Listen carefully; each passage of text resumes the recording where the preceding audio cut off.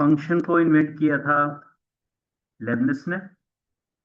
Function basically मतलब है law of correspondence, जिसके under each element of a one set correspond करता है one and only one of another set. ऐसे लिखा जाता है जी फंक्शन। और अगर ज्यादा हो, ये लैंग्वेज कम ही यूज होती है।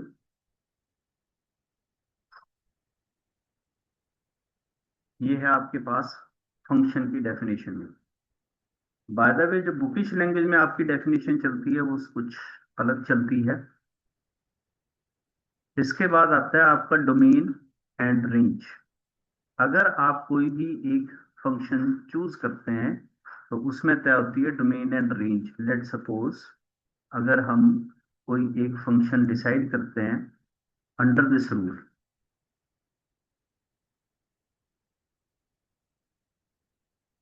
क्लियर है जी? वन रखने पे रिजल्टेंट वन, टू पे फोर, थ्री पे नाइन, फोर पे 16। क्लियर? डोमेन किन्हें बोलते हैं? लास्ट क्लास में हमने किया था value domain of the function are the elements या इनिशियल एलिमेंट। पिछली क्लास वाले नोट्स पता होंगे। रेंज ऑफ द फंक्शन जो आपके पास रिजल्टेंट में आते हैं, that is one, nine and 16, whereas code domain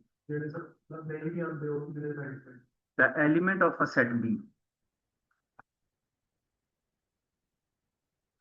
are for the codomain. इसे फिर से यहां से देखें तो अगर आप ऑर्डर पेयर बनाते हैं और आप इसमें नेचुरल नंबर लेते हैं, natural number to natural number manage कर रहा है जी। Is it clear? Natural number to a natural number, तो क्या आएंगे जी आपके पास डोमेन में? सारे नेचुरल नंबर रख सकते हैं जी आप। और रेंज क्या आएगी? पहला नेचुरल नंबर रखते ही क्या आएगा? नेक्स्ट रखते टू, रखते four, three to the six, four to the eight, and so on. यहां तक क्लियर है जी सबको? चलें आगे।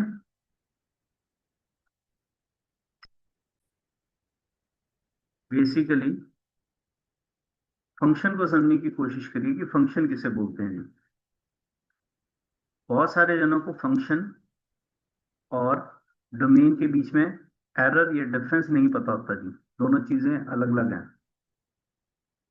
लीजिए heading, difference between relation and the function. दोनों के बीच में डिफरेंस क्या रहता है? अगर हम डिस्कस करें सिर्फ रिलेशन के बारे में, तो अगर हम ये लिखते हैं if R is a relation from A to B,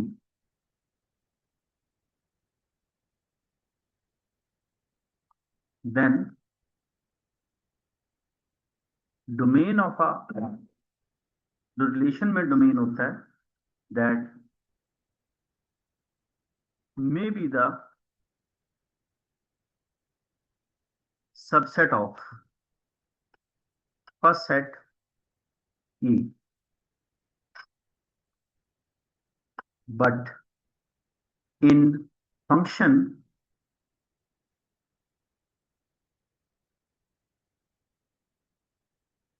from A to B,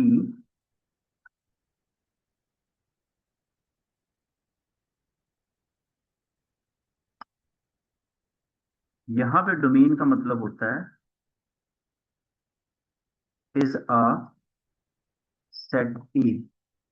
ये कैसे समझ आया अब आपको?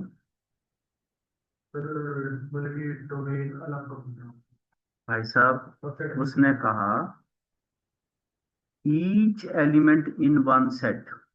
पहले सेट का कोई भी एलिमेंट लीव ही नहीं करना है आपने। हालांकि रिलेशन में ऐसी शर्त नहीं है जी। हाँ जी, आपको हर एक एलिमेंट की क्या होनी चाहिए, correspond one and only one image. तो प्रीवियस वाले सेट में कोई भी एलिमेंट लीव ही नहीं करना है, तभी उसने कहा उसका डोमेन जो होता है फंक्शन का वो कंप्लीट सेट ए होता है। याद रहेगा।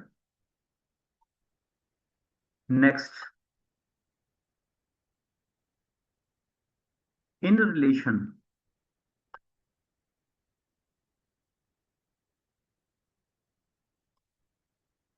रिलेशन में अगर हम कोई रिलेशन लेते हैं from A to B, then कोई भी एक element, then the element of a set A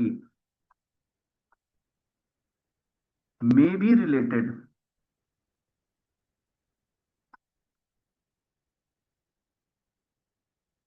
to more than one element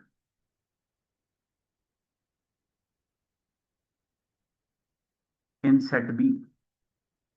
ऐसा होता भी है, वो उसके लिए प्रीवियस टॉपिक देख लेना। लेकिन in function from A to B, अगर हम लेते हैं फंक्शन में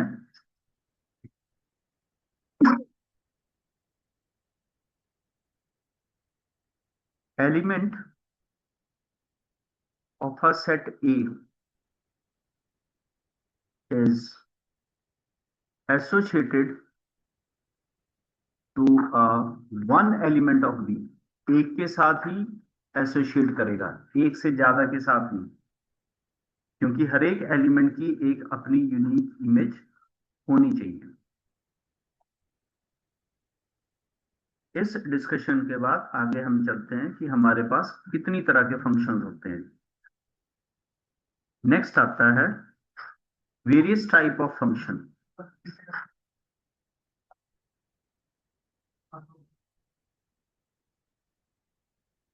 पहला है वन वन फंक्शन, जब वो कहता है कि हर एक डिस्टिंक्ट एलिमेंट ऑफ ए की एक ही डिस्टिंक्ट इमेज होनी चाहिए।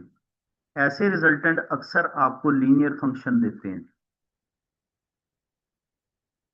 जब आपका हर एक डिफरेंट एलिमेंट एक डिफरेंट ही इमेज को क्रिएट करता है।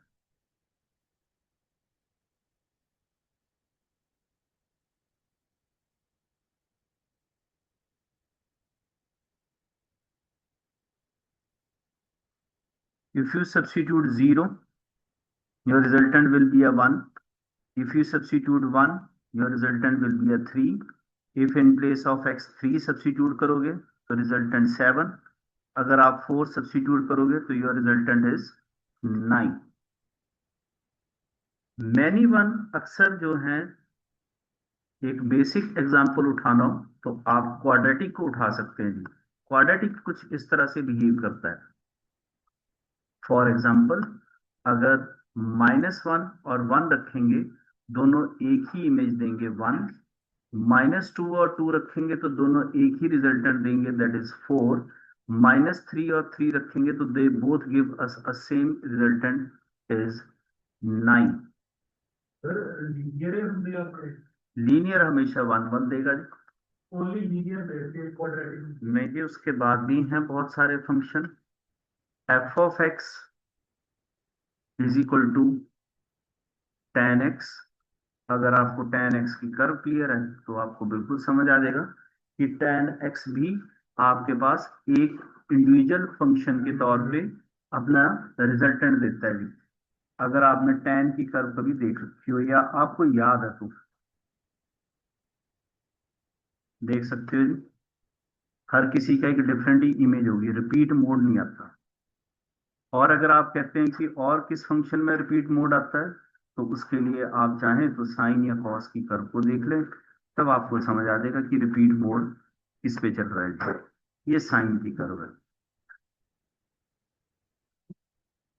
तो साइन भी मैनी वन देता है जी। स्पेस नहीं है इसलिए मैं इसे अलग कर दे रहा हूँ। साइन एक्स भी मैनी वन फंक्शन देता है। tan x इज अ 1 1 होगी। अभी भी आप कोई भी एक परपेंडिकुलर लाइन ड्रॉ करिए, आपको एक ही आंसर मिलेगा। किसी बच्चे को समझाना तो ऐसे समझाया जाता है कि वर्टिकल लाइन बनाते रहिए जी, आपको हर डिफरेंट लाइन पे कर्व एक ही बार टच होती दिखेगी। मैनी वन है। ठीक है, हाँ जी। ऑन टू, ऑन टू का मतलब है कि बी में दिए गए सभी एलिमेंट्स के पीछे प्री इमेज होनी चाहिए। जितने भी एलिमेंट आप बी में चूज करेंगे, वट एवर जो भी हैं, उन सब के पीछे आपके पास प्री इमेज एग्जिस्ट करनी चाहिए। आपके पास कोई ना कोई रिजल्टेंट एग्जिस्ट करना चाहिए, कुछ भी वेकेंट नहीं होना चाहिए। जैसे हम कहें कि the pre image of a one is zero, pre image of a three, three आया कैसे, वन, रिजल्टेंट हमारा सेवन किस वजह से आया, is three, that is called the pre image. आपने क्या वैल्यू रखी कि आपके पास ये रिजल्टेंट एग्जिस्ट कर रहा है। तो तीन फंक्शन। प्री इमेज सवाल पूछा, आप क्या पूछ रहे हो?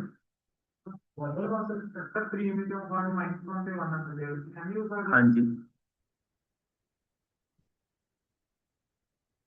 One one, many one and onto. एक और फंक्शन चलता है जिसे हम बोलते हैं इनटू। इनटू फंक्शन उसे बोलते हैं जिसमें सभी के पीछे प्री इमेज ना हो, those are called into function. जैसे फॉर एग्जांपल, कोई एक एलिमेंट हम यहाँ पर छोड़ दें जिसकी पीछे प्री इमेज ही ना आती हो, इसे हम बोलते हैं into. If there exist even a single element in a set B having no pre image in A. ये हुए आपके डिफरेंट फंक्शंस जो मैंने आपको ग्राफ में प्लॉट करके दे दिए हैं, नीचे आपको बॉक्स में दिए हैं। लेकिन बेसिक थ्योरी ये कहती है कि जैसे हमने पिछले में किया था उसी तरह से एक फंक्शन आता है bijective function. Bijective function finally उस फंक्शन को बोला जाता है जो यहाँ प्लॉट किया हुआ कि वो क्या होना चाहिए, वन वन एंड सिर्फ ऑन। सभी एलिमेंट के पीछे प्री इमेज होनी चाहिए। Every element in set B has at least, कम से कम एक पीछे प्री इमेज जरूर हो। यहाँ कोई भी एलिमेंट आपके पास वेकेंट नहीं रहना चाहिए, वो सिर्फ इन दो फंक्शन के आगे पीछे घूमता है, one one and onto. और one one and onto होगा तो आपका फंक्शन क्या होगा, बाइजेक्टिव। एनसीईआरटी इसी के ऊपर आपके साथ आगे चलती है, जिसमें आपका पहला एग्जांपल है,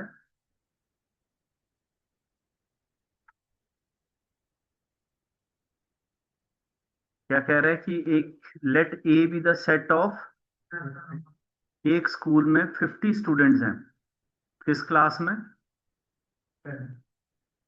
और वो उस 50 स्टूडेंट, क्योंकि सेट ए किसका बताया आपको, उन 50 स्टूडेंट का, और एन क्या बताया आपको, नेचुरल नंबर। और ये नेचुरल नंबर क्या है, रोल नंबर। हाँ जी, एन जो होगा वो नेचुरल नंबर जो होगा वो आपका क्या होगा, रोल नंबर होगा ना। तो वो पूछ रहा है कि क्या ये फंक्शन वन वन होगा। हाँ जी, अब आप खुद भी दिमाग लगा सकते हो जी कि अगर किसी क्लास में 50 बच्चे हैं तो सबका रोल नंबर अलग अलग ही होगा, जितने डिफरेंट एलिमेंट होंगे उतने ही सबके डिफरेंट नंबर रहेंगे। तो आप क्या लिखेंगे जी इसके आंसर में? हाँ जी, अब वो ही बताओ।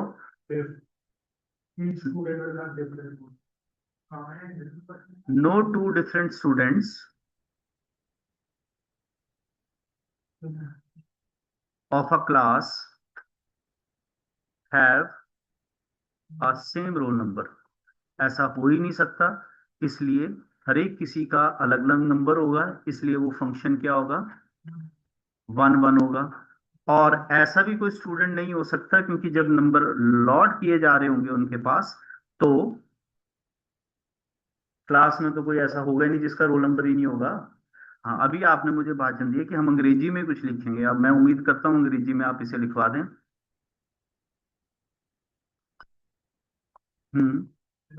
एंड 51, या लिख दीजिए एंड देयर आर, कितने स्टूडेंट्स हैं? 50 स्टूडेंट्स हैं और सबको रोल नंबर लॉट होना कंपलसरी है। So no any student have 51 as a roll number. तो मतलब जितने भी यहाँ नंबर 1 से लेके 50 तक जाएंगे उन सबकी पीछे आपके पास क्या रहेगी?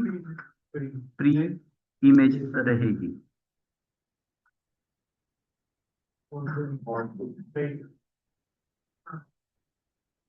तो देयरफॉर, तो यस इट इज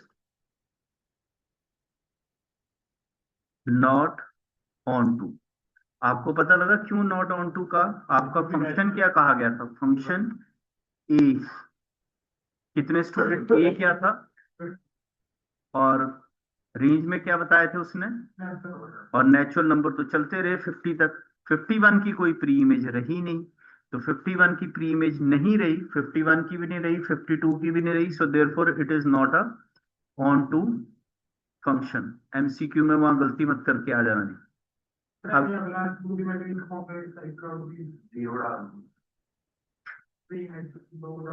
फंक्शन पहले पढ़ना आना चाहिए। नेचुरल नंबर, नेचुरल नंबर से स्टार्ट होगा वो, और रिजल्टेंट भी आपके पास नेचुरल नंबर में आएगा। Function is N to N.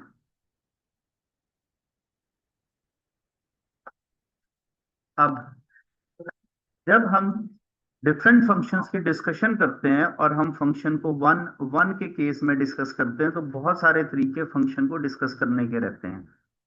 अब पहले वन बाय वन फिर से वापस चलते हैं। वन वन फंक्शन में हमने क्या तय किया था कि हर एक डिफरेंट एलिमेंट की डिफरेंट इमेज होगी। इसके लिए एग्जांपल लिया था, अब की बार हम एक सस्ता सा एग्जांपल ले लेते हैं, x+1। तो अगर आप x1 1 रखोगे तो आपका रिजल्टेंट क्या आएगा? 2। और अगर आप x1 2 रखोगे तो आपका रिजल्टेंट क्या आएगा? 3। तो मतलब कहने का मीनिंग ये है कि 1 रखने पे आपका रिजल्टेंट 2 आया और 2 रखने पे आपका रिजल्टेंट 3 आया। तो इन शॉर्ट x1 और x2 आपस में इक्वल थे नहीं, और इनका जो रिजल्टेंट आया x1 रखने से और f(x2) रखने से जो रिजल्टेंट आया वो भी आपस में इक्वल नहीं होगा। ये तो एक वे हुआ वन वन को कंसिडर करने का। दूसरा तरीका, और द स्टेप वाइज मेथड, जिसे हम बोलते हैं एल्गोरिदम। पहला स्टेप, आप अपने फंक्शन को चूज कर लेंगे। दूसरा स्टेप, आप f(x) is equal to x+1। अगले स्टेप में आप रिप्लेस कर देंगे x को किसके साथ? y के साथ। तो ये आ गया f(y) is equal to y+1। तीसरा step, f(x) is equal to f(y) रख देंगे। ये f(x) है, ये f(y) है। So therefore x+1 is equal to y+1, and if x is equal to y then your function is also a one one. अब इसी के साथ डिस्कशन करते हैं कि फिर मैनी वन में क्या हो जाता है। मैनी वन में इसी केस को डिस्कस करते हैं। तब हमने एग्जांपल लिया था f(x) इज इक्वल टू, अगर मैं x1 जो है वो -1 रखता हूं तो f(x1) पे उसकी वैल्यू कितनी आती है जी? और अगर मैं अगली बार वैल्यू 1 रखता हूं तो फिर उस पे रिजल्टेंट कितना आता है? अगर हम इसे स्केच करें तो आपको ये समझ आ जाएगा कि -1 और 1 तो डिफरेंट है लेकिन उनका रिजल्टेंट सेम है। सो यहाँ पे आप जनरली उसे लिख के देंगे कि x1 is not equal to x2, जो कि मैं ब्रैकेट में यहाँ दिखा रहा हूँ। लेकिन f(x1) की वैल्यू जो है वो f(x2) के इक्वल आनी पॉसिबल है। एक ये वे आउट हुआ।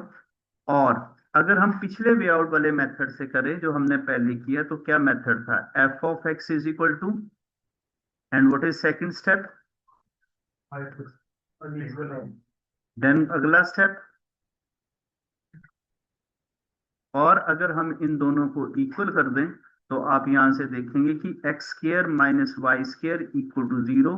सो therefore x - y, x+y is equal to 0, तो एक कंडीशन तो x इक्वल टू वाई आ भी रही है, but one condition is x equal to minus Y is also there, so therefore it is a not 1 1, या बोल दीजिए इट इज मैनी वन, जो भी आप अपनी लैंग्वेज में बोलना चाहते हैं। अब इन दोनों को फिर आगे डिस्कस करते हैं, अगर ये आपके पास कंप्लीशन में है जो स्क्रीन पे है तो। सो वापस आते हैं, आपने यहाँ मेरे से पूछा कि क्या ये फंक्शन 1 1 है और क्या सबकी प्री इमेज है, तो पहले हम 1 1 पे बात करते हैं जो आपको समझनी है। पहला तरीका इधर आप कह सकते हैं जी कि x1 is not equal to x2 and f of x1 is 2x1, f of x2 is equal to 2x2। तो देख लो f ऑफ x1 जो है वो f ऑफ x2 के इक्वल नहीं है, सो देयरफॉर फंक्शन जो कि natural number to natural number है वो क्या है, इज अ 1 1 फंक्शन। कईयों का ख्याल आएगा कि नहीं इससे नहीं जी, हम तो एल्गोरिदम से करेंगे, तो अगला स्टेप क्या था, f of x is equal to 2x, replace x with y।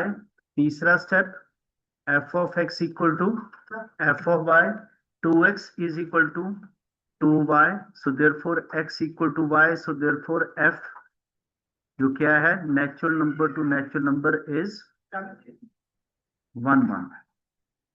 ये भी चल जाएगा। बहुत ही सिचुएशन आपकी वर्स्ट होती जा रही है, तो आप चाहें तो एक कोई से एग्जांपल देके कर सकते हैं कि मैं जी x1 1 ले रहा हूँ और x2 मैं 2 ले रहा हूँ, और मेरा f ऑफ 1 जो है वो 2 इंटू 1 इज इक्वल टू 2 आ रहा है, और f ऑफ x2 2 रख के 2 इंटू 2 जो है वो मेरे पास 4 आ रहा है। तो आप कह सकते हैं कि x1 is not equal to x2, और कह सकते हैं 1 is not equal to, and then you can explain that f of x1 is not equal to f of x2, or you can say f of 1 is not equal to f of 2। पर ये example के साथ आप worst हालात में ही करेंगे। तीनों लिख दिया आपके, तीनों चेक होंगे एग्जाम्पल मैन का वर्स्ट सिचुएशन में दें। ये दोनों एग्जाम्पल सफिशिएंट है, बहुत जेन्युइन है, लेकिन पेपर ना जाने की वजह से आप एग्जाम्पल से भी जा सकते हैं, और कई बार टीचर पूरे मार्क्स भी देके निकल जाता है। कोई बड़ी हर्ज नहीं है कि वो नहीं देता, समटाइम्स वो मार्क्स दे जाएगा आप। चलें जी आगे। अब इस सारी में अगली कहानी बची, लिखने का मौका देते हैं आपको। अगली स्टोरी बची कि ऑन टू पे हम क्या करते हैं। अब ऑन टू क्या कहता है, ऑन टू आपको कहता है कि यहाँ आए सभी एलिमेंट 1 2 3 इन सब की पीछे प्री इमेज होनी ही चाहिए। तो इसको करने का जो एल्गोरिदम का तरीका है वो ये कहता है कि f ऑफ x रख लीजिए, सेकंड स्टेप में हम लिखेंगे put f of x is equal to y, तीसरे स्टेप में find the value of x in terms of y, और अगर हम उस वैल्यू को रख के इक्वल टू y लेके आते हैं, so therefore function is onto. Pen रोक के अब आप यहां समझेंगे और मैं आपके साथ इस पे डिस्कशन करूंगा जी। अब पहला स्टेप ये था, अगला स्टेप क्या था, f ऑफ x को किसके इक्वल करना है और x की वैल्यू निकालनी है, और यहां सब्स्टिट्यूट कर देनी है x की जगह पे क्या आया और x की जगह पे भी, तो आपके पास इक्वल टू y आ गया। तो आप क्या कहेंगे कि f of x is onto, am I right. x की जगह पे क्या रखेंगे, हाँ हाँ x की जगह पे रिप्लेस की ना वैल्यू, वो जो वेरिएबल से इंडिपेंडेंट होता है वो अपना तरीका आप लगा सकते हो। अगर आप कहें कि जी ये बिल्कुल एप्लीकेबल मेथड है तो यहाँ भी लगना चाहिए। क्या है आपका function f of x is equal to 2x, क्या सिखाया था कि इसे किसके इक्वल करना है, तो आप 2x को इक्वल टू y करेंगे और x क्या आ जाएगा y अपॉन 2, यहाँ रिप्लेस कर देंगे आप x की जगह पे, और आंसर कितना आया? क्या बोलेंगे आप? नहीं है ये ऑन टू, क्योंकि natural number to natural number में 1 रखने पे आंसर कितना आता है, और 2 रखने पे, और 4 रखने पे, 3 रखने पे 6, हाँ 5 बच गया। ये ऑन टू नहीं है। अब कई जने क्वेश्चन ये रहता है कि जब ये आप ये वाली जनरल थ्योरी वाला मेथड सिखा रहे हैं 1 एंड 2, तो साथ ही जवाब दे दें ये 100% एप्लीकेबल नहीं है, ये हर बार सही आंसर दे ये जरूरी नहीं है। तो अब आप इसे कैसे आंसर करेंगे, क्योंकि इसके अकॉर्डिंगली तो ये यस आ गया, लेकिन एग्जाम्पल से पता लग गया सबकी प्री इमेज नहीं है। So how you respond to your examiner? Example देंगे या क्या देंगे?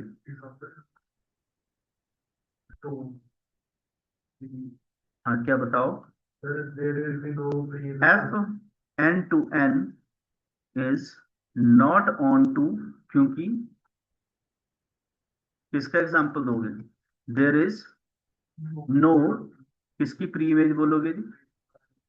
अभी प्री इमेज ऑफ ए की दे देते हैं 1, बहुत है जी। हाँ और लिख दो जी, प्री इमेज ऑफ अ, हाँ ये ज्यादा सही है, ऑड नेचुरल नंबर। नीचे 9 नहीं आएगा ना, 8 आएगा, 4 दूनी 8, 5 करते 5 टू द 10।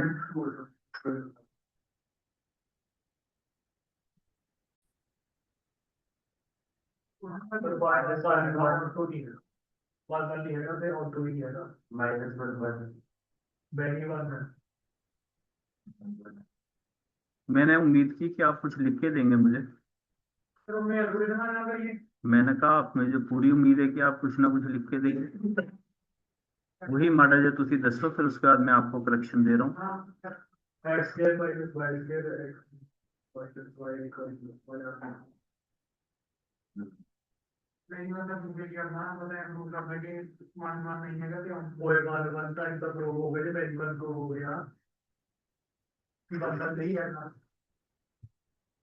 ग्राफ आपको दिखाई दे रहा होगा, अगर आप चाहें, और 1 मार्क्स वेटेज में ये, तो आप क्या लिखेंगे जी? एफ ऑफ -1 इज 1, और एफ ऑफ 1 भी क्या होगा? हाँ तो क्या लिखेंगे आगे? सो देयरफॉर ऑन टू के लिए क्या लिखेंगे जी?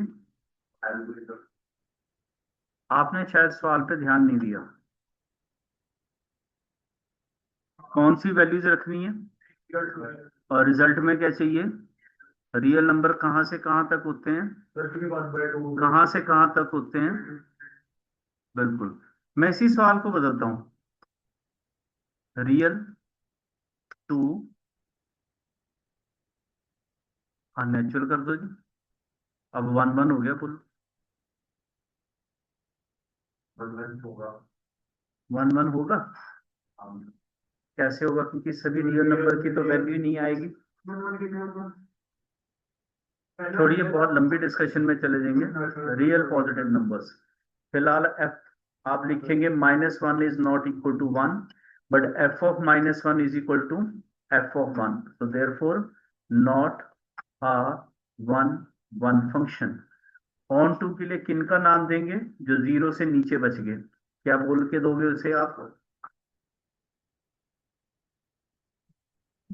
इनके बारे में इनकी प्री इमेज नहीं है ना जी, तो क्या बोलोगे? अगर आपको नाम नहीं याद आता तो बहुत मुश्किल में वहां नहीं रहना, तो आप लिख देना कि, देखिए पहले भी आपने बोला था, तो मैंने देर इज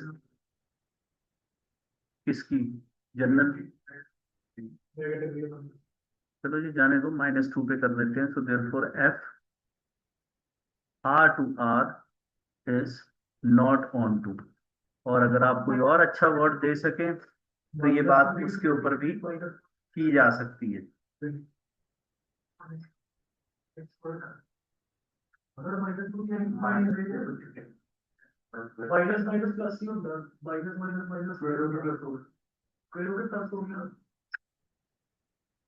उसने कहा कि ये फंक्शन जो है वो 1 1 भी है और ऑन टू भी है। हाँ जी,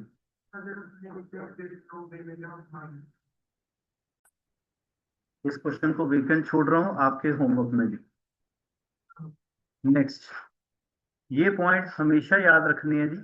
कहने को आपकी किताब में एग्जाम्पल है ये, क्या कहा है उसने कि ऑन टू फंक्शन हमेशा क्या होता है, एग्रीड। ऑन टू जो फंक्शंस हैं हर एक एलिमेंट की पीछे क्या होनी चाहिए, तो हर किसी की होगी ना, तो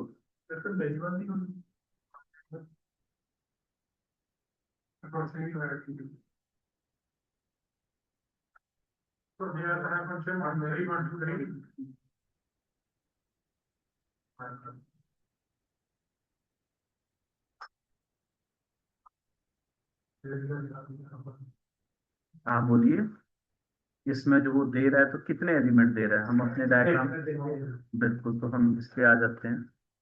कितने एलिमेंट हैं, नहीं नहीं हम पहले समझ लेते हैं ना, सबकी पीछे प्री इमेज तो करनी है। फिर अब आपके मन में ख्याल आ रहा होगा ऐसे कर दें,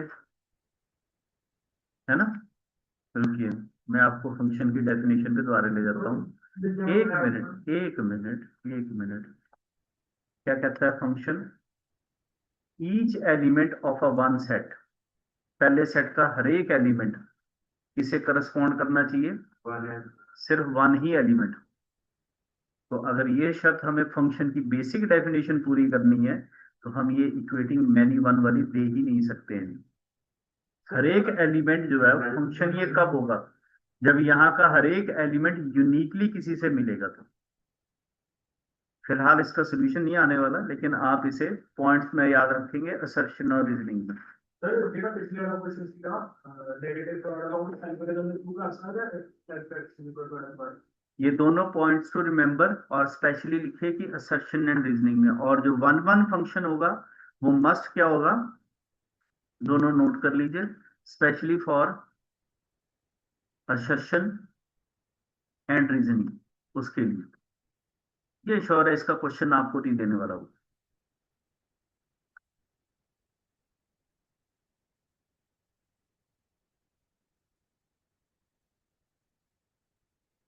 तो फिर ये वन वन फंक्शन और they want to fix always one.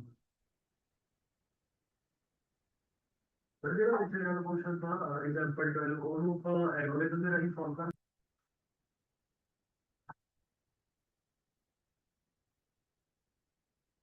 Sir पहले वाला वन वन है ना, पहले वाला वन वन पहले वाला ए पहले पहले पहली किधर लाइन पॉइंट में लाइन आ रहा है, दो पॉइंट मिनट की ना, देख लो 50 मिनट की वाई एक्सिस से कंप्लीट, वाई एक्सिस पे जो सीधी लाइन बना हुआ है ना, दो पॉइंट से इंटरसेक्ट कर रहे हैं, सेम लाइन करती वाई एक्सिस पर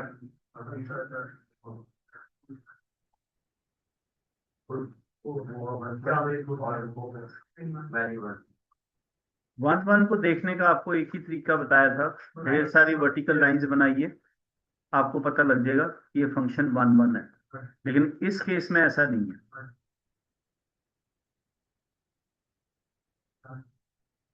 So because in B at some x there are many values of y, किसी एक x के ऊपर y की बहुत सारी वैल्यूज हैं। हाँ जी, फंक्शन ही नहीं हुआ जी, डेफिनेशन क्या कहती है, every element has a unique and a different image.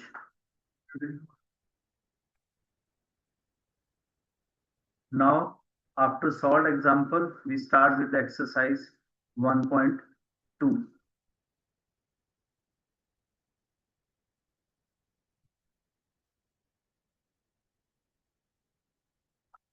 Question कुछ ठीक से नहीं पढ़ा जा रहा होगा, एनसीईआरटी में ऐसा ही प्रिंट है, ये जीरो है पैरों में। इसे हम कायदे से F of x one upon x, इसे हम रेसिप्रोकल फंक्शन बोलते हैं।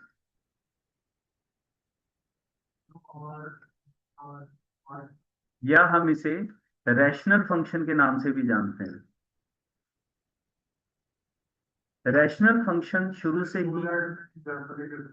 बिल्कुल जी, शुरू से ही रैशनल फंक्शन के बारे में फ्रॉम सिंस जूनियर क्लास बता दिया जाता है कि denominator can not be equal to zero because anything upon zero is consider as a not defined. इसीलिए जब वो फंक्शन को लिख रहा है बिल्कुल टॉप में और बता रहा है कि फंक्शन जो है मेरा रियल टू रियल है, लेकिन बेस में पैरों में जीरो डाल के ये बता रहा है कि आप जीरो वैल्यू नहीं चूज करेंगे। Of course when you choose zero तो आपका फंक्शन ही नॉट डिफाइन हो जाएगा।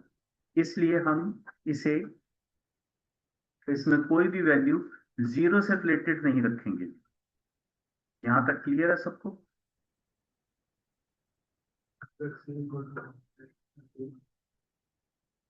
मेरा सवाल यहाँ था, यहाँ तक क्लियर होगा इसे।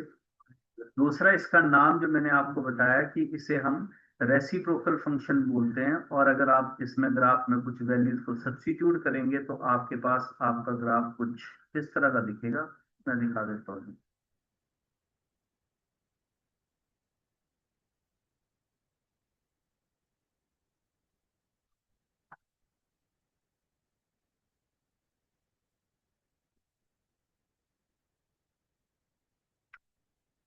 इन कुछ वैल्यूज को आप अपने लिए चूज कर सकते हो। वन रखने पे क्या आता है? ठीक, ये मैं वैल्यूज भी आपको साथ ही दे दे रहा हूँ, इन्हें घर में रख के देख लेना जी। आपको ये क्लियर हो जाएगा कि इसका ग्राफ आपके पास कुछ ऐसा दिखाई देगा। ये जो टर्न है यहाँ पे एंडिंग वाला टर्न, ये सबको बहुत आता है कि ये आया कहाँ से है। ये एक्चुअली इसकी देन है। यहाँ वन है और यहाँ भी वन है। ये वन वन का टचिंग पॉइंट है। और सेम यहाँ पे ये जो कॉर्नर पॉइंट जहां से ये मुड़ता है, ये यहाँ का दूसरा पॉइंट है जिसे हम माइनस वन और वन बोलते हैं। बाकी अगर आप इसे स्केच करेंगे तो ये कुछ इस तरह से आपको व्यू अप हो जाएगा। इसे बोलते हैं हम रेसिप्रोकल फंक्शन।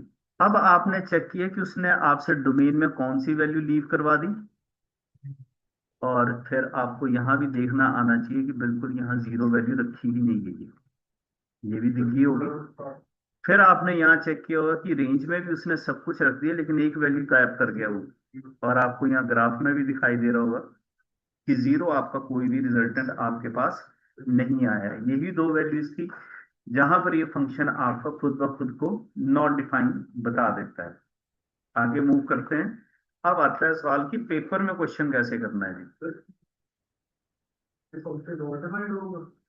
जहां पे नॉट डिफाइन है वो वैल्यू आपका एग्जामिनर खुद ही हटा चुका होगा, इसमें कहने का मतलब। और अगर नहीं है तो वो वहां पे लिख के भी दे रहा है सेट ऑफ ऑल। हाँ, बस जीरो नहीं लेना, जितने भी नॉन जीरो नंबर्स हैं वो सारे आपने ले लेने हैं। अब आपको ये फंक्शन जो कि उसने दे रखा हुआ है f of x is equal to one upon x, पहले तो उसे आपने क्या प्रूव करना है? आप अपने डिफरेंट मेथड की सजेशन दे सकते हो। मैं अगर वन वन प्रूव करने लगूं तो क्योंकि मुझे ये पता है ग्राफ से कि ये वन वन ही है, तो मैं अपने एल्गोरिदम को भी फॉलो कर सकता हूँ। One upon x, replace x with y, और f of x is equal to, तो therefore one upon x cross multiply करेंगे तो क्या आ जाएगा? तो देयरफॉर हमारा जो function which is R not to R not है is a one one function, right.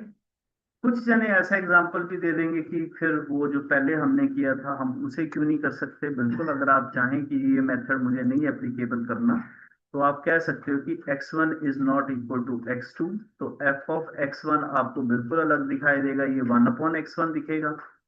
और अगर आप x2 वैल्यू रखोगे तो वन अपॉन x2 रखोगे, तो आप ऐसा भी कह सकते हैं कि f of x1 is not equal to f of x2, so therefore the function R naught to R naught is a one one। आपकी चॉइस है, आप जिस मर्जी से चाहें उससे अपने आंसर को दे सकते हैं। नेक्स्ट आता है कि ऑन टू। ऑन टू हम इसे कैसे जस्टिफाई करेंगे जी, वो बताइए।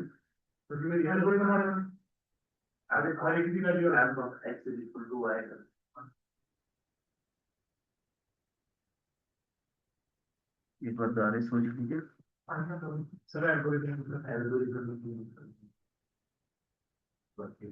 कैसे?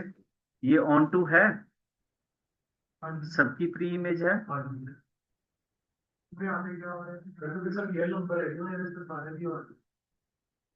आपने क्वेश्चन को पढ़ा, f of x is equal to 1/x is 1 1 and onto where R naught is a set of all non zero real number, full stop. Is the result true? मैंने कभी नहीं कहा कि ऑन टू है, मैं पूछा is the result true.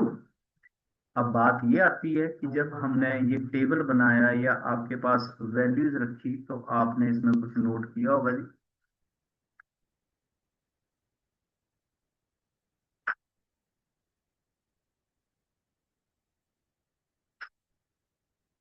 देखिए,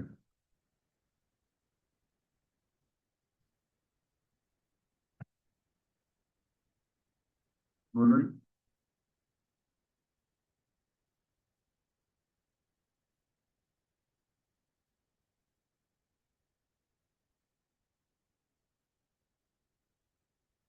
on to है,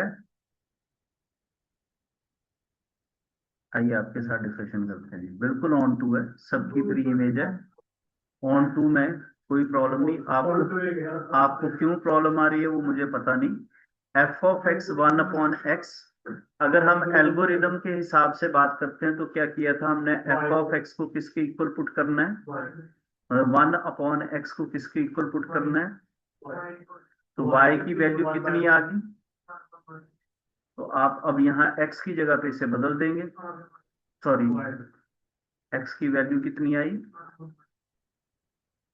और जहां मैंने डॉट किया वहां x की वैल्यू को बदल दीजिए। तो therefore your function is onto. अब अपने क्वेश्चन पे ध्यान दीजिए, उसने कहा if the domain is R naught is replace by N, right, मतलब जो आपका डोमेन जो है वो आर नॉट से बदल दिया गया नेचुरल नंबर के लिए, और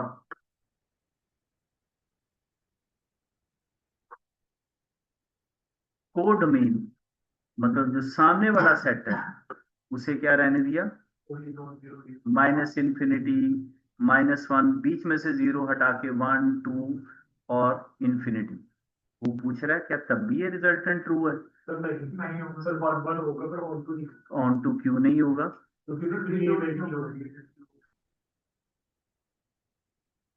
अब अगर आप यहाँ देखें तो इसकी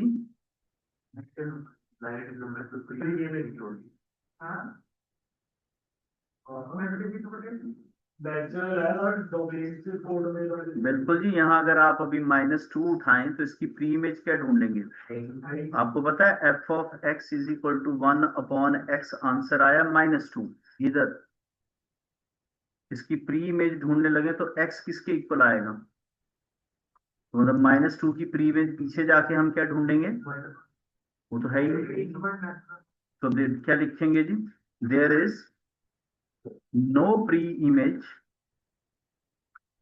of a negative number, so therefore f जो कि अब बदल चुका हुआ है n2 r naught is not onto. Clear?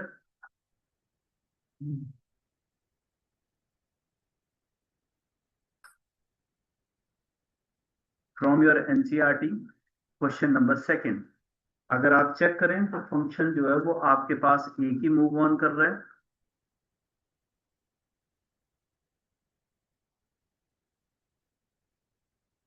Natural number to F of x x square अपनी जगह पे स्टिल है, लेकिन पहले वो किस पे आ रहा है जी, फंक्शन नेचुरल नंबर से लेके नेचुरल नंबर।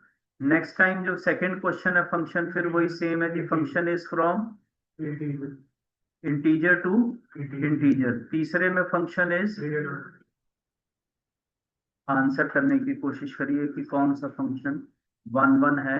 और अगर जिन्हें कंफ्यूजन है कि इंजेक्टिव किसे बोलते हैं तो इंजेक्टिव हम बोलते हैं 1 1 को, सरजेक्टिव किसे बोलते हैं हम बोलते हैं ऑन टू।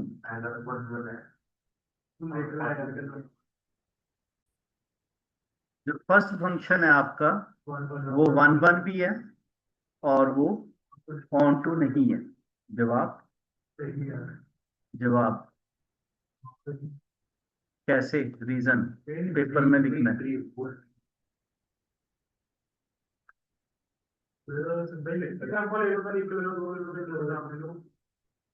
एग्जाम्पल से देना है। एल्गोरिदम से तो दे नहीं पाओगे, उससे तो ये मैं नहीं बन देगा, क्योंकि रिस्ट्रिक्शन एल्गोरिदम वाली इसलिए काम नहीं करेगी क्योंकि ये बॉन्डिंग है आपके पास। तो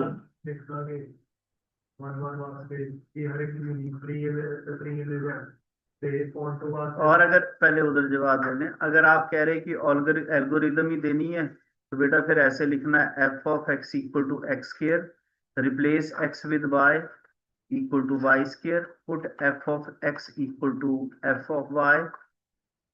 ठीक mister Ritish.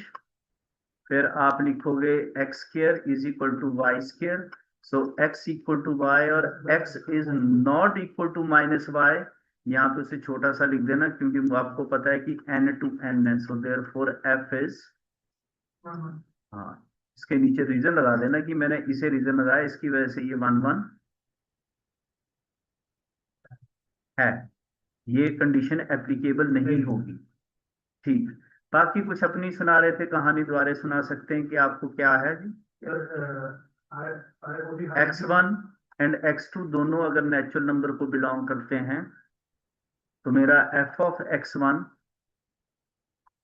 Is x1 square and f of x2 is x2 square, तो दोनों नेचुरल नंबर आपस में एक दूसरे को नहीं करेंगे और f ऑफ x1 भी f ऑफ x2 के इक्वल नहीं होगा क्योंकि आप नेचुरल नंबर में आंसर देने की कोशिश कर रहे हैं।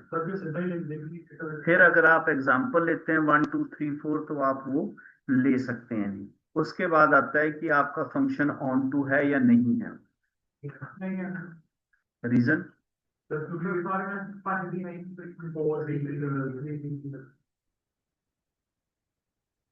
3 किसे बिलोंग करता है जी, and the 3 does not have a pre-image. So therefore, the function n to n is not onto. Next में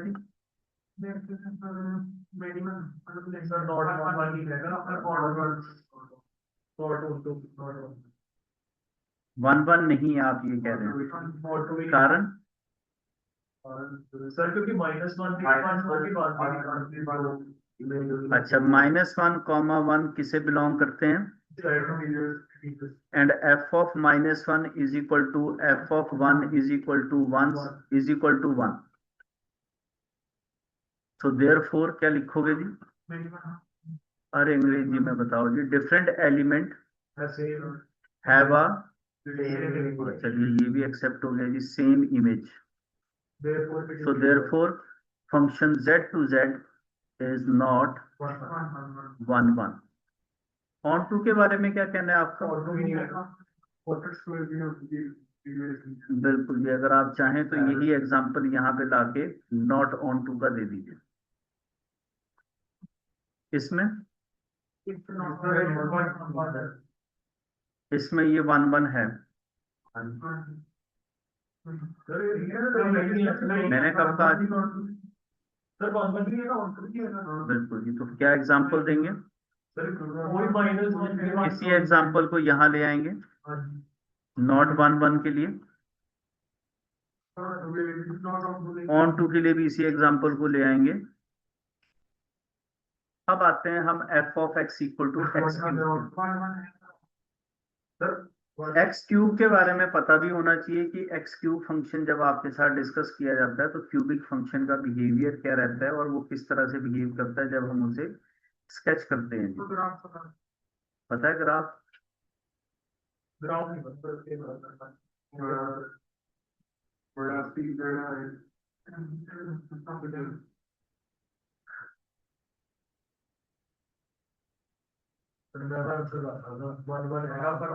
लेकिन यही फंक्शन अगर आपके पास एप्लीकेशन ऑफ इंटीग्रेशन में जाके आ गया, तब भी तो आप इसे स्केच करोगे, और तब आप क्या कहोगे कि मुझे कर्व का नहीं पता, तो बड़ा मुश्किल हो जाएगा। क्यूबिक का कर्व तो पता होना चाहिए आपको जी, कि क्यूबिक की कर्व जाती कहाँ है।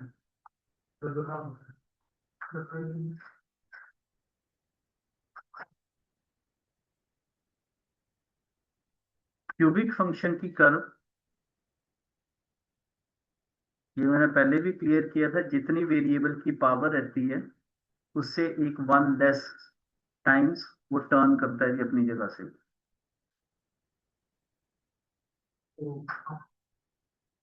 ठीक, एक दो। क्यूबिक फंक्शन के बारे में अब आप कह रहे हैं कि ये वन वन है। क्यूबिक फंक्शन को समझने के लिए ये भी जरूरी है कि अगर आप कभी क्यूबिक फंक्शन को समझें, तो एग्जांपल के तौर के ऊपर मैं अगर आपको दूं कि अगर x cube equal to one है, और अगर आप इसे सॉल्व करें कि x cube minus one equal to zero, a cube minus b cube का फार्मूला ये रहता है, और इसे सॉल्व करने पे either this equal to zero, तो एक वैल्यू रियल देगा। इस सेकंड पार्ट की इक्वेशन को आप कभी भी नहीं सॉल्व करेंगे, क्योंकि इसका डी हमेशा ही लेस देन जीरो रहता है। इसलिए ये कभी भी पार्ट ऑफ डिस्कशन रखना भी नहीं है। It always give you the imaginary roots. फिलहाल मैंने जो चूज किया है, ये आपके कॉम्प्लेक्स नंबर से किया है। इसके दो रूट्स की वैल्यू आती है, one is omega and the second one is omega square. यहाँ से भी हमें पता लगता है कि आपकी कर्व हमेशा वन वन देती है, और अभी वन वन के लिए सिखाया भी था कि सीधी लाइंस ड्रॉ करते रहिए, वो आपकी कर्व को ओनली वन टाइम ही बनाती है इसलिए। अब अगर कोई ये कहता है कि जी मैं तो इसे जर्नल वाले से भी जस्टिफाई कर सकता हूँ, तो बिल्कुल आप इसे जर्नल से भी जस्टिफाई कर सकते हो। एल्गोरिदम वाला method, f of x is equal to, replace x with, and then you write down f of x is equal to, तो आप यहाँ लिखेंगे x cube is equal to y cube, and then please अपने examiner को इसे complete करके देना, और यहाँ उसे बताना है कि x minus y, x square plus x y plus y square equal to zero. यहाँ लिखेंगे एक्स इक्वल टू वाई, और x square plus x y plus y square, या तो एग्जाम्पल लिख दीजिए, या सीधा सीधा उसे लिखिए कि मुझे पता है कि ये पॉसिबल ही नहीं है इस दुनिया में, ये सदा ही इमेजिनरी वैल्यू आपको देने वाला है। सो देयरफॉर आपका जो फंक्शन है एन टू एन इज, आपको ये जान के खुशी होगी कि यही सेम रीजन यहाँ आ जाएगा। अब बात आती है ऑन टू की। ऑन टू मतलब सबकी प्री इमेज यहाँ होनी चाहिए। क्या ये ऑन टू फंक्शन भी है? तो ऐसी कौन सी वैल्यू है जिसका आपको पता लगा कि इसकी प्री इमेज नहीं है? थ्री की प्री इमेज नहीं है रियल नंबर में। हम्म, नहीं है, तो क्या लिखेंगे? एग्जाम्पल ले लेंगे, क्योंकि वन रखने से वन आएगा, टू क्यूब रखने से एट आएगा, और थ्री क्यूब रखने से 27। ओके, तो आप क्या लिखेंगे जी? थ्री की pre image, three belongs to the natural number, मतलब आपने दूसरे सेट से उठाया, और क्या लिखेंगे? There is no any pre image. आप बहुत सारी बुक्स में ना एक एग्जाम्पल चलता हुआ देखेंगे जिसमें बार बार वर्ड आता है कोडोमेन।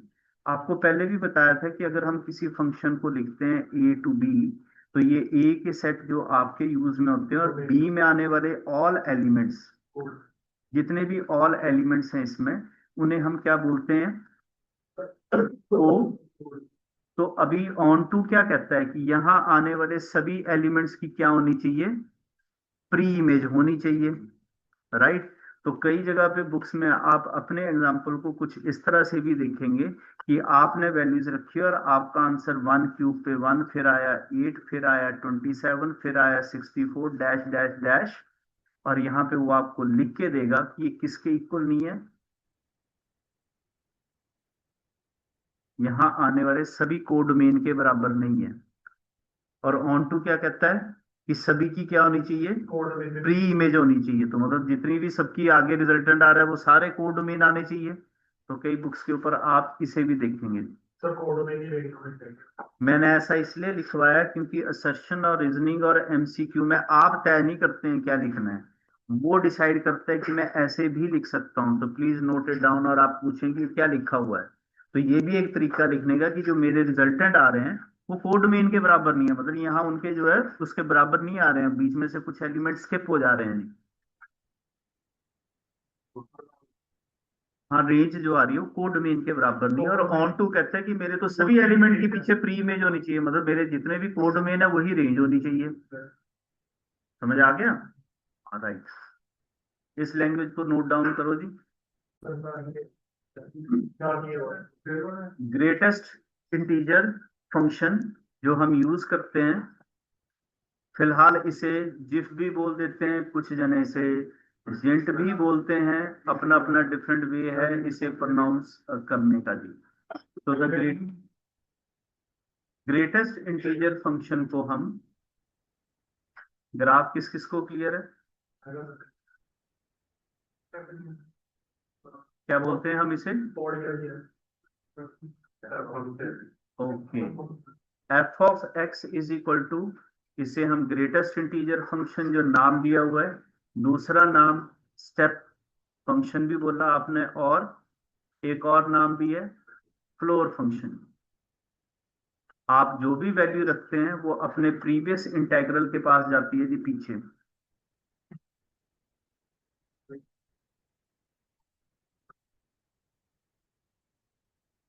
कुछ इस तरह से शोन रहती है। So, if you choose a value x as a 1 and you goes till 1.9, तो ये यहाँ तक रहेगी, लेकिन 2 आते ही ये शूट करके अब चली जाएगी। So in another language हम कहें तो x की value if you greater than equal to 1 and less than 2, तो इसका ग्रेटेस्ट इंटीजर प्रीवियस जाएगा पीछे किस पे? 1 पे। 2 एंड लेस देन 3, तो इसका ग्रेटेस्ट इंटीजर कितना होगा जी? 2। ऐसा ज्ञान आपको माइनस के बारे में भी पता होना चाहिए, ऐसा लिखने पे ग्रेटेस्ट इंटीजर क्या जाएगा? और अगर if we write it down like this way, तो ग्रेटेस्ट इंटीजर कहाँ जाएगा? -2। अब आपको ये समझ आ गया होगा कि 1 से लेके 2 तक आपने इतनी सारी वैल्यू ली, लेकिन आंसर तो सिर्फ एक ही आया, 1। तो ये 1 1 तो है नहीं, राइट। और जब प्री इमेज की बारी आई तो पहले क्या आया था? 1, उसके बाद सीधा क्या आ गया? बीच में 1.1 1.2 1.3, उनमें से किसी की भी प्री इमेज आपके पास। उम्मीद करता हूँ अब आप लिखना सीख गए होंगे। Please write it down. How you going to write it down? Pen, pen, the number matters.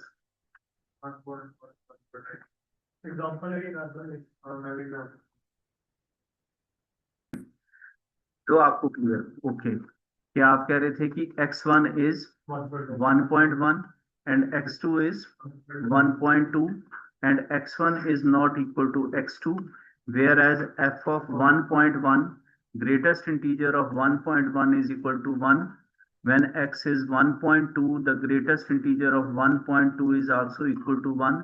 So therefore f of x1 is equal to f of x2. So therefore the function जो क्या आ रहा है, real to real is not 1 1। क्या सबकी pre image होगी? तो वो अभी तय हो गया कि सबकी प्री इमेज नहीं होगी। क्यों? तो आप फिर से लिखिए कि आपकी जो रेंज है वो क्या आती है, या तो आएगी और डैश डैश डैश -2 आएगी, फिर -1 आएगी, फिर 0 आएगा, फिर 1 आएगा, सो ऑन, यहाँ तक जाएंगे आप। और ये किसके इक्वल नहीं है? अभी नई नई लैंग्वेज सीखी, और पूरा कोड डोमेन क्या था आपका? सारे रियल नंबर, मतलब 1.1 भी और ये भी। तो ये जरा ज्यादा इजी, अगर आप सीख गए हो तो इसे लिख सकते हो। नहीं तो आप क्या लिखेंगे? There is no any pre image of 1.1। दिख रहा होगा सीधा आंसर किसका आ रहा है आपका? या तो 1 आता है, या 2 आता है, या 3 आता है। तो आप अपने एग्जाम को देख सकते हो कि मैं there is no any pre image of 1.1 2.5, but ये थोड़ा सा ज्यादा जस्टिफाइड है तो आपके लिए ये बेटर रहेगा। लेकिन इफ एंड बट, इफ अगर आपका एग्जामिनर इसी सवाल को ऐसे टू ऐसे कर देगा तो बेटा इसे आप क्या बोलेंगे? हाँ, नेचुरल नंबर रखने से नेचुरल नंबर ही आएगा, और सबकी प्री इमेज की रहेगी। ठीक है जी, अंदर समझ आ गया? 1 1 होगा, नेचुरल नंबर रखेंगे। और आपकी जानकारी के लिए बता दूं कि अगर वो ऐसे रख देगा तब भी होगा, क्योंकि इंटीजर रखने से इंटीजर ही रिजल्टेंट आता है। इन दोनों केसेस में वो 1 1 और ऑन टू रहेगा। इस बात का ध्यान आप अपने नोट कर लीजिए थी, एमसीक्यू में रखेंगे।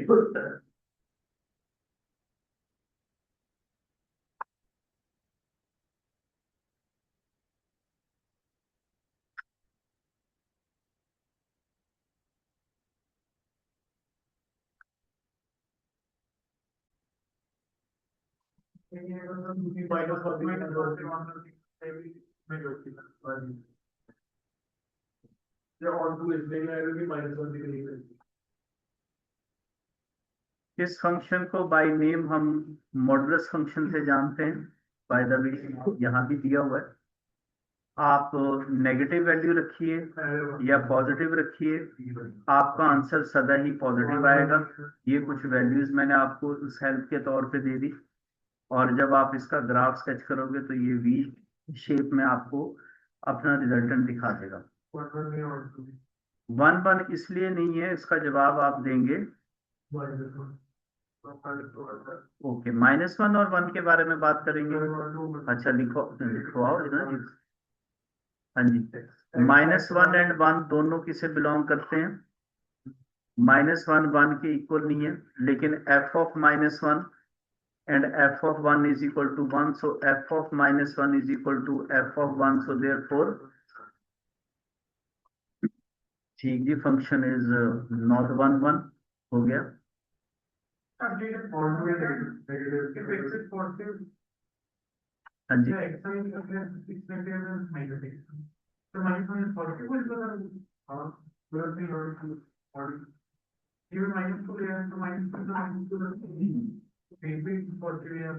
हाँ जी, ये बताइए कि range of the function f of x is equal to mod of x is a, क्या आएगी हमेशा? पॉजिटिव रियल नंबर आएगी। और फिर से क्या लिखोगे जो किसके इक्वल नहीं है? हाँ, ये बहुत बढ़िया रहेगा जी, आपकी जिंदगी में आपका पेन भी कम चलेगा और बोर्ड में नंबर भी पूरे मिलते। कोड मेन समझ गया ना जी, सारे रियल नंबर लिए उसने -इन्फिनिटी से लेके +इन्फिनिटी तक, तो हमने बता दिया कि that is not equal to the codomain of this function.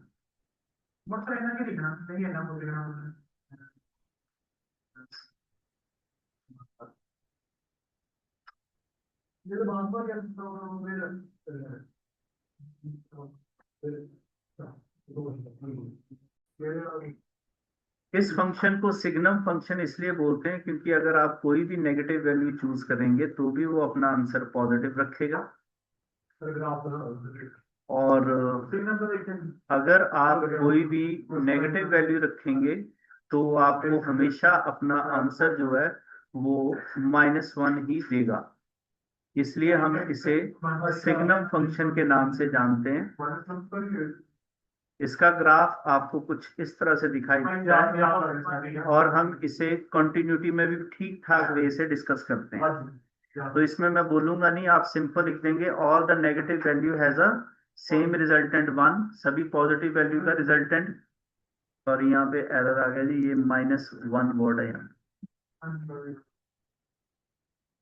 गलत लिख दिया ग्रुप वाला। ठीक है जी, ये मैंने आपके लिए छोड़ दिया, घर में जाके आप इसे फिलअप कर सकते हो।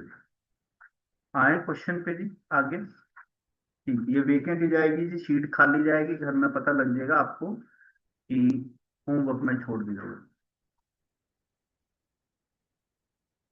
सिंपल सादे क्वेश्चन जो कि आपके पास कम वेटेज में आएंगे। 1 1 ऑन टू, ऐसा आपको कैसे पता लगा?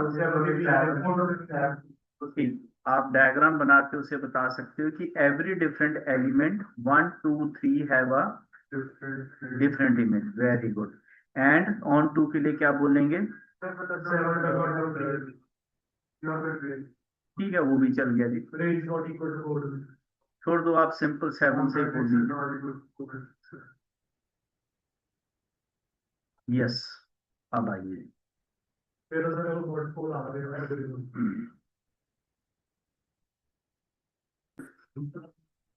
जो फर्स्ट वन है इसे हम डिस्कस नहीं कर रहे, ये ओके है।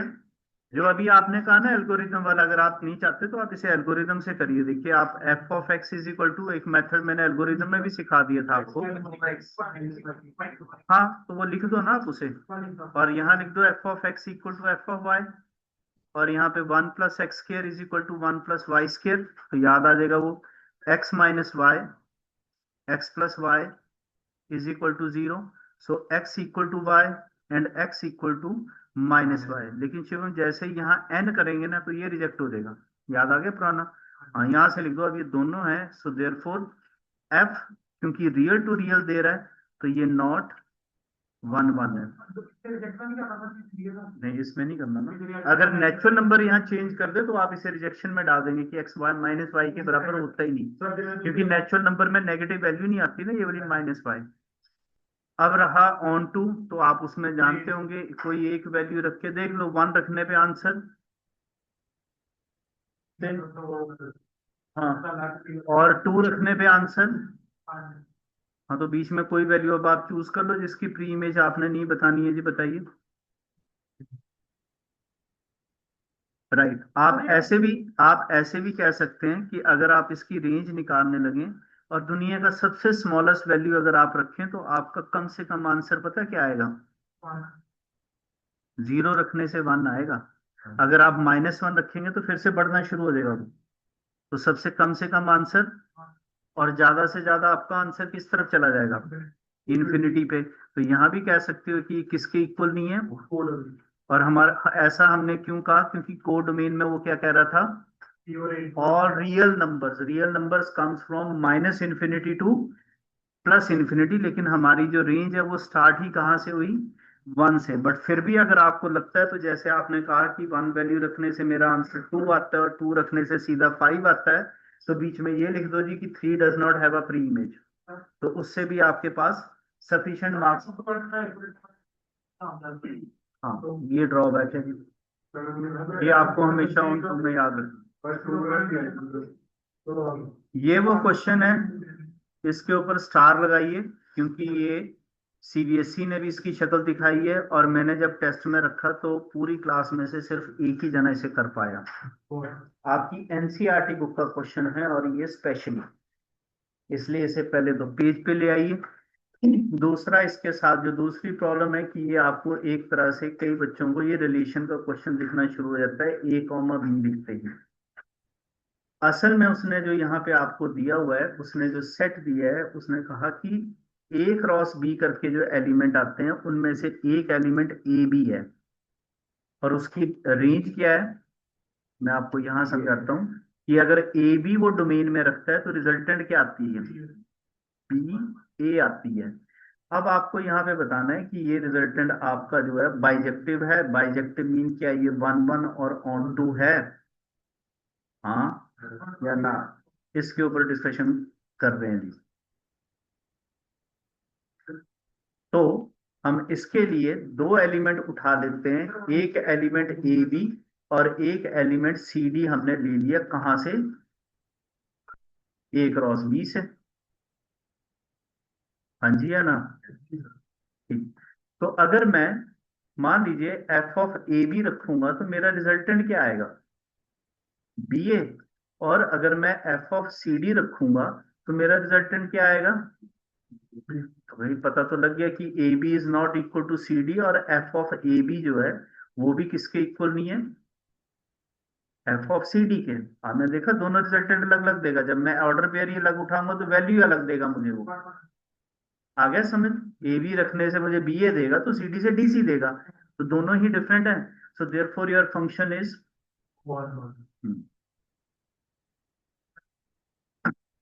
इस वैल्यू को रखिए, या फिर आप उसे इंजेक्टिव बोलिए या वन वन बोलिए, आप किसी भी तरह से उसे प्रोनाउंस कर सकते हैं जी। अब बारी आती है कि क्या सभी की प्री इमेज रहेगी।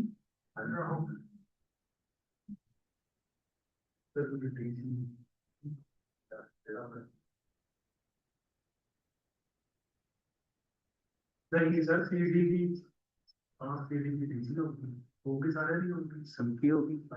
अब लिखेंगे कैसे, गुड, होगी ए बी की बी ए होगी, तो फिर मैं बी ए लिखूंगा उसकी ए बी होगी। हाँ जब उसने ओपन छोड़ा वो तो सारे होंगे। Very interesting. आंसर लिखेंगे कैसे? वो लिखेंगे एवरीवन हैज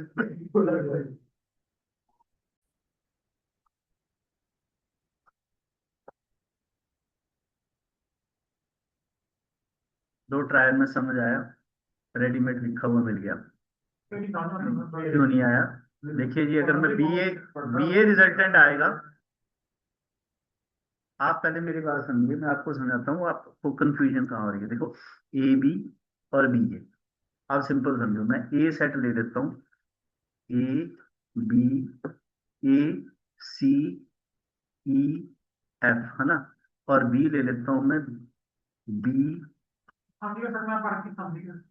हाँ, सी तो बाद डी, ई तो बाद ਇੱਥੇ करना एफ, ਇੱਥੇ कर देना जी। आप नहीं लेंदे ने, चलो ਹੁਣ देखो तुसी ए क्रॉस बी बोलोगे मैंने तो क्या मिलेगा? ए बी, है ना, फिर क्या मिलेगा? ए डी, ए डी भी मिलेगा, ए एफ भी मिलेगा, है ना, तो सी बी। जब मैं बी क्रॉस ए करांगा तो क्यों नहीं मिलेगा एज रिजल्टेंट बी जो वापस के, तो सबका आएगा ना। जब यार देखो ना, ए बी किसके इक्वल किया उसने? मतलब तुसी आप भी अगर लिखोगे, ਹੁਣ बी ए लिखो तो क्या लिखोगे? बी ए बी सी सारे अफकोर्स, तो मतलब सबकी प्री इमेज होगी, क्योंकि ए बी से बी ए में जब घूमना है, तो वो आपको यही चीज समझा रहा है कि अगर फॉर ऑल बी ए जेड़ा इतने बी ए होएगा तो ए बी होएगा ही होएगा, क्योंकि ए क्रॉस बी है। और अगर मैं यहाँ पे जो है अगर डी ए लिखता हूँ तो मुझे ए डी मिलेगा ही, क्योंकि बी क्रॉस ए की प्री इमेज में जाके कहाँ ढूंढ रहा हूँ? ए क्रॉस बी च ਲੱਭ ਰਿਹਾ। ਹੁਣ ਮੰਨ ਲਓ ਮੈਂ ਇੱਥੇ ਜਾ ਕੇ ਲਿਖਾਂ ਜੀ ਕਿ ਮੈਨੂੰ E sorry F G F E ਦੀ ਪ੍ਰੀ ਇਮੇਜ ਮੈਨੂੰ ਪਿੱਛੇ ਮਿਲੇਗੀ, एफ ई ਦੀ ਪ੍ਰੀ ਇਮੇਜ ਕਿਵੇਂ ਮਿਲੇਗੀ? क्योंकि ई एफ ਉਹਦੇ ਚ ਆਣਾ ही है, ए क्रॉस बी। एग्रीड। अब आप समझिए क्या मैं कहना चाह रहा हूँ, कि वो कहता है कि बी ए जो है वो किसे बिलोंग करता है? वो डोमेन को जी। इतना भी वैसे सफिशिएंट है, इतनी लंबी चौड़ी लिखने की जरूरत भी नहीं है, इसे हटा दीजिए। एवरी को या सिंपल लिख दो, छोड़िए, आपको ये नहीं समझ आ रहा तो आप सीधा लिख लीजिए, range is equal to the, हाँ नंबर ही चाहिए, पर आपको पहले समझ तो आना चाहिए कि ए बी बी ए दिया हुआ है। अगर A cross B equal to A cross B दे तो मत लिख देना, A cross B implies A cross B कर दे तो थोड़ा ना बनेगी जी। तो फिर आप कह दोगे सर फिर बी ए की प्री इमेज नहीं होगी ना। इन शॉर्ट सिमेट्रिक में आपने पढ़ा होगा कि 1 2 होगा तो 2 1 वहां पे जरूर रहेगा। चले आगे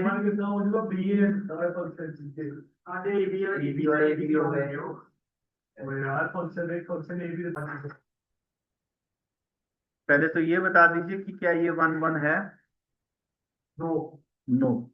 इसे अक्सर एग्जाम्पल ऐसे जनरली प्लीज मत करने बैठ जाना, इसे एग्जाम्पल से लेना हो तो n इक्वल टू 1 ब्रैकेट में लिखना है कि ये ऑड नंबर है। आप ऑड में इसकी वैल्यू रखेंगे तो वैल्यू रखने पर आपके पास ये आ जाएगा 2/2 इज इक्वल टू 1। जब आप n2 लेंगे, जो कि यहाँ आपने सेकंड पार्ट में रखना है, तो f of 2 is equal to 2/2 is equal to 1. So 1 is not equal to 2, but f of 1 is equal to f of 2. So therefore your function f of n is not a 1 1 function. अब question rise होता है कि whether it is bijective, तो कई कह देते हैं जी जब 1 1 ही नहीं है तो हम बाइजेक्टिव भी नहीं करेंगे। लेकिन सवाल ये है कि अगर ज्यादा वेटेज में हुआ तो बाइजेक्टिव के ऊपर आंसर देना पड़ेगा जी।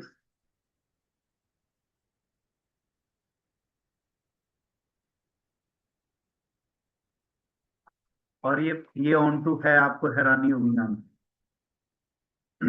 आइए एक एक देखिए, हम उससे स्टार्ट कर लेते हैं, एक सिंपल सा एफ ऑफ 1 पे कितना आंसर आएगा यहाँ रखने से?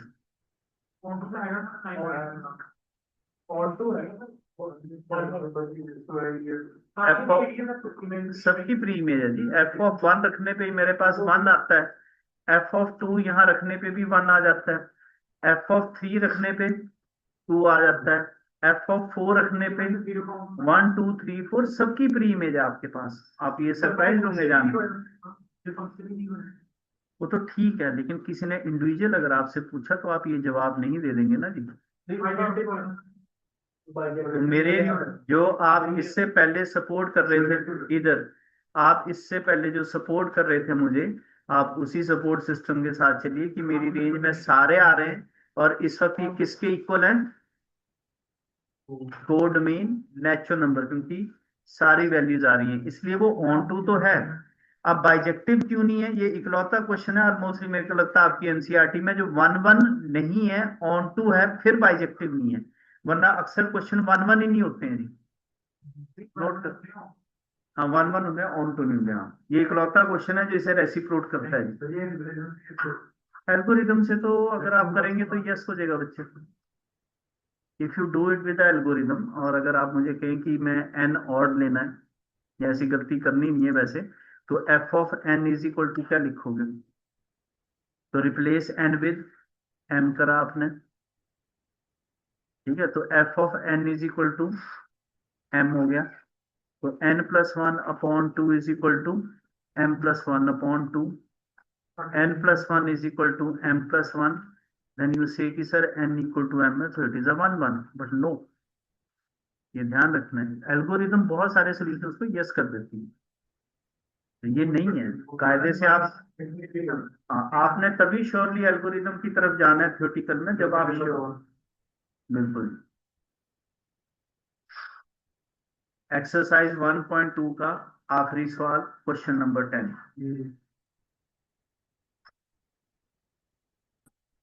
आप ऐसा मत बोलिए कि आपका फंक्शन लीनियर है, पहले इधर देखेंगे जी। देखिए, अगर आप इसे चेक करते हैं तो ये x minus two upon x minus three है। और अभी बताया था कि कोई रैशनल नंबर तब पॉसिबल है जब denominator not equal to zero. तो x minus three is not equal to zero, so x is not equal to three. So आप चेक करिए, वो अपने डोमेन में इसे हटा के गया है, ठीक, हटा दिया। इसलिए अब आप कह सकते हो कि यस ये वन वन होगा ही होगा, इसलिए आप इसे अपनी एल्गोरिदम से सपोर्ट कर रहे हैं। तो आप अपना एल्गोरिदम मेथड लगा के इसे जस्टिफाई कर दीजिए, वो कर सकते हो क्योंकि थ्री हटा दिया गया। नेक्स्ट स्टेप क्या था? पेन पेन चलता रहे, f of x equal to F of y, x minus two upon x minus three, y minus two upon y minus three, cross multiply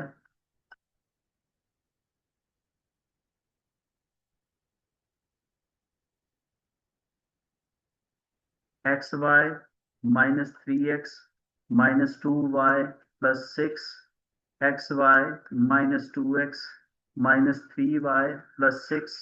ये कैंसिल हो गए जी आपके। एक्स की टर्म्स को एक तरफ शिफ्ट कर लीजिए और y इधर शिफ्ट करिए। Three y minus two y, three x minus two x, x equal to y, so therefore your function f of x is one one. अब आते हैं ऑन टू के ऊपर। देखिए, ऑन टू में जब आप रेंज की बात कर रहे हैं तो इस पॉइंट के ऊपर फोकस करना है, और रियल एक्सेप्ट वन। जब आप इसे जनरल मेथड से करने लगेंगे तो आपके पास मेथड जो जनरली लिखा जाता है दैट सेज कि आप एफ ऑफ एक्स को किसके इक्वल पुट कर दो, that mean x minus two upon x minus three equal to y. फिर कहा जाता है find the value of x in terms of y, यही कहा जाता है।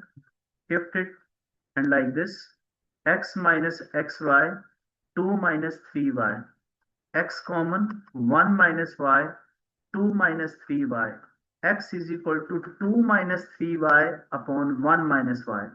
Now look at here, ये कब पॉसिबल नहीं है? इसलिए आप इसे जनरल से कर पा रहे हो क्योंकि क्वेश्चन को ऊपर टॉप में देखिए, वहां पे रेंज में उसने क्या हटा दिया? टॉप में वन, वरना ये नॉट डिफाइन हो जाता है। तो अब आप बदल सकते हो, जो आप कह रहे थे कि हमने करना है, तो एफ ऑफ एक्स की जगह पे अब आप अपनी वैल्यू रिप्लेस डाल सकते हो, जो कि है दिस वन, और ये रिप्लेस हो जाएगी एक्स की भी दोनों जगह पे।